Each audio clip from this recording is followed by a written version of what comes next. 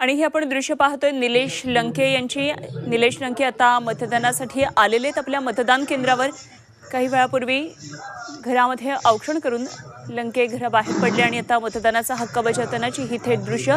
लोकसभेच्या रिंगणामध्ये पहिल्यांदाच निलेश लंके उतरलेले आहेत आणि एकंदरीतच प्रचार सभांमध्ये त्यांच्या प्रचार रॅलींमध्ये मोठा प्रतिसाद पाहायला मिळाला। तेव्हा आज अहमदनगरची जनता कोणाच्या पारड्यामध्ये मत टाकते हे बघणं अत्यंत महत्त्वाचं ठरणार आहे।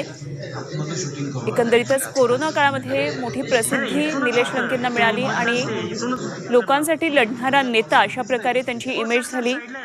समाज माध्यमांमधून मोठ्या प्रमाणामध्ये निलेश लंके यांच्या रील्स असतात आणि लोकांना काय नेमकी मदत केली हे त्यांनी वारंवार सांगितलेलं आहे।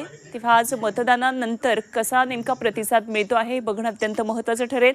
4 जूनलाच या सगळ्या संदर्भातला निकाल आपल्या समोर येईल। ही दृश्य आपण पाहतोय नगरमधून विखे विरुद्ध लंके असा मोठा सामना आहे। सुजय विखे पाटील यापूर्वीचे विद्यमान खासदार आहेत, त्यामुळे ही निवडणूक नेमकी कशी होतीये आणि काय नेमका जनतेचा कौल या लोकसभा मतदारसंघामध्ये असणार आहे हे बघणं अत्यंत महत्त्वाचं ठरेल। निलेश लंके आपल्या मतदानाचा हक्क बजावताना